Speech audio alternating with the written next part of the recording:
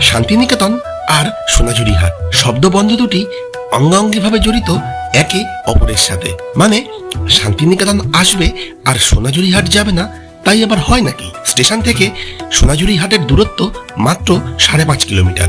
এখানে চারিদিকে ছড়িয়ে রয়েছে নানান হস্তশিল্পের সমারোহ। কি নেই এখানে?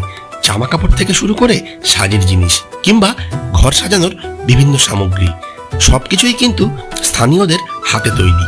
সবকিছুই এখানে পেয়ে যাবে খুব অ্যাফোর্ডেবল প্রাইসে। সমগ্র শান্তিনিকেতন জুড়ে অনেক জায়গাতে এই জিনিসগুলো পাওয়া গেলেও সবচেয়ে কম দামে কিন্তু এখানেই পাবে।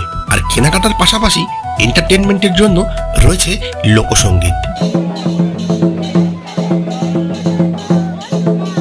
চাইলে লোকসঙ্গীতের তালে স্থানীয়দের সাথে একটু কোমর দুলিয়ে নিতেই পারো। চাইলে একটা উইকেন্ড কলকাতা থেকে গিয়ে দিনে দিনে কেনাকাটা সেরে ফিরেও আসতে পারো।